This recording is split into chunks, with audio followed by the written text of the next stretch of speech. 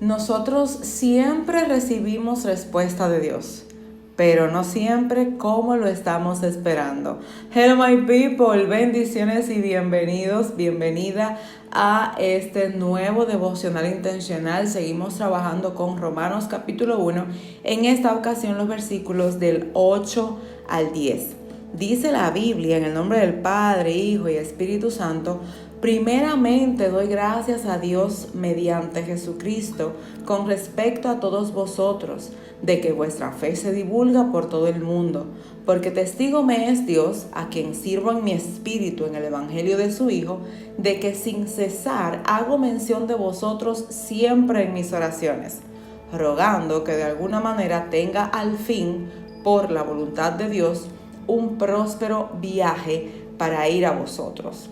Pablo aquí tiene el deseo de hacer un viaje y usa la frase doy gracias a mi Dios mediante Jesucristo para enfatizar que Cristo es el único mediador entre Dios y los hombres. Está poniendo en práctica la fe que profesa. Por medio de Cristo, Dios nos envía su amor y perdón, y es la forma como hemos recibido de Él para poder llevarlo a otros. Por medio de Cristo, nosotros le enviamos nuestro agradecimiento. Es decir, que cuando yo sirvo a Cristo y vivo el Evangelio que Cristo predicó aquí en la tierra, yo estoy mostrando mi agradecimiento a Dios por su amor y su perdón. Cuando nos encontramos día a día viviendo, caminando, haciendo, comprando, decidiendo, la forma en la que yo realmente reconozco el valor del sacrificio y le agradezco a Dios por el mismo, porque si el Padre no hubiera permitido que Jesús viniera, muy bien, Él pudo haberlo limitado y decir, no, usted no va para la tierra. Pero Él lo permitió para darnos amor y perdón. Y la forma en la que tú y yo tenemos para retribuir en agradecimiento es sirviendo a Cristo. Claro está, ya vimos en devocional anterior que servir a Cristo tiene un precio. Y ese precio tú y yo tenemos que pagarlo. Así que si no has visto todavía el devocional de deberes y derechos cristianos y responsabilidades, pues ve a la lista de reproducción de Romanos para que lo puedas visualizar y también tomar y disfrutar todo lo que nos habla allí la palabra. Cuando tú te encuentres orando por algo que te preocupa, que quieres, que deseas, que anhelas, no te vayas tú a preocupar o a sorprender por la forma en la que Dios te responde. Porque indiscutiblemente siempre va a responder y con un propósito mayor al que nosotros tenemos. Veamos esto. Pablo le pidió a Dios que le permitiera ir a Roma para enseñar a los cristianos, obviamente. Pablo no iba a divertirse, Pablo no iba a ver si encontraba una sierva para procrear, jamás. Pablo decidió ir a Roma, quería ir a Roma para enseñar a los cristianos que allí vivían. Pero cuando Pablo llegó a Roma, no fue como él lo esperaba. Pablo llegó como prisionero. Ay. ¿Cuántas veces nuestros procesos nos hacen parecer como prisioneros? Como que no hay salida. Como que lo único que tenemos al frente son murallas autodestructivas que no nos permiten ver a Dios obrar en nosotros, porque lo que esperamos que Él haga es distinto a lo que Él ha dispuesto. Pablo oró por el cuidado de Dios en su viaje. Y sí, claro que llegó a salvo, claro que sí, llegó con vida, pero solo después de ser arrestado, después de experimentar naufragio. ¿Cuántas veces tú has sentido como que te hundes? Como que no hay salida, pero todo esto es en parte el propósito de Dios para tu vida. Cuando oramos con sinceridad, Dios nos contesta, aunque lo hace a su tiempo y no siempre a la manera que nosotros estamos esperando. Es tan importante reconocer cuando Dios está obrando en nuestras vidas a pesar de que no sea como tú y yo lo estamos esperando. Dios siempre, pero siempre lo va a hacer de la manera en que más nos convenga. Lo único que nuestra conveniencia, tú y yo no la conocemos, únicamente Dios. De aquí quiero que resaltemos algunos puntos importantes. Primero, el comentario de quienes te rodean es importante siempre, porque se convierte en el testimonio de Cristo en ti.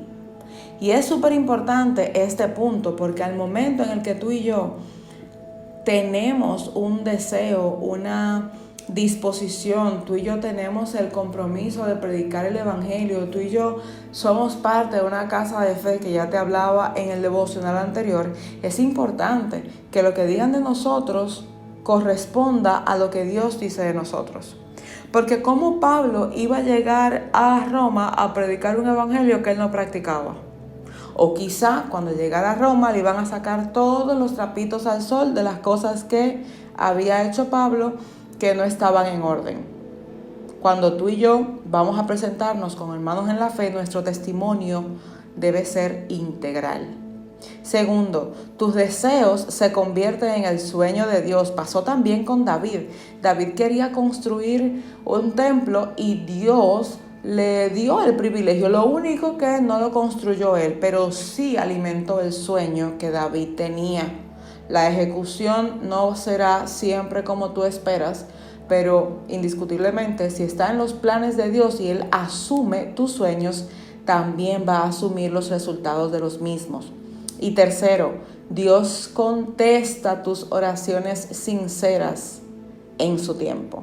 Y quiero hacer énfasis en oraciones sinceras, porque no pueden venir con manipulación por debajo, porque a Dios no se le engaña. Creo que eso lo tenemos claro. Finalicemos este devocional con acciones intencionales. Vamos a evaluar. Primero, ¿qué dicen de ti los que pertenecen contigo en la casa de fe? ¿Qué dicen tus hermanos en la fe? Incluso me atrevo aquí a decir que dicen en tu familia respecto a la manifestación de tu fe. Segundo, da testimonio de la obra de Dios en tu vida. Esto es un mandato, no es una pregunta. Quizá en este momento no lo haces intencionalmente, pero es importante que comiences a ponerlo en práctica. Tercero, evalúa tus peticiones, tus oraciones y no determines la forma en la que esperas su cumplimiento. Deja que Dios sea Dios, porque siempre la forma de Dios nos bendice. Cuarto, dale a Dios el permiso de cumplir su voluntad en tu vida. No te resistas cuando veas cambios de planes. No te resistas cuando veas una dirección diferente. Dios siempre tiene lo mejor para ti. El tema está en que nosotros nos acostumbramos a lo que vemos. Nos acostumbramos a lo que otros tienen. Pero lo que Dios tiene para nosotros es todavía mucho mayor. Y por último, ten pendiente que en los procesos, bajo la dirección de Dios, tú siempre tendrás su cuidado. No dudes jamás. Si te encuentras en un proceso como Pablo, que llegó encarcelado, que vivió un proceso difícil, fue abofeteado, fue lastimado, su orgullo cayó por el suelo, pero su propósito creció todavía más. Quiero que te des el permiso de creer siempre que Dios te cuida, que Dios está pendiente tuyo, porque eso es así. Esto no es motivacional, es una realidad. Dios siempre está pendiente de ti, aunque incluso estemos buscando la vuelta para salir de su propósito. Él siempre tiene las mejores vías para cuidarnos, bendecirnos y manifestar su cumplimiento por encima de nuestros deseos.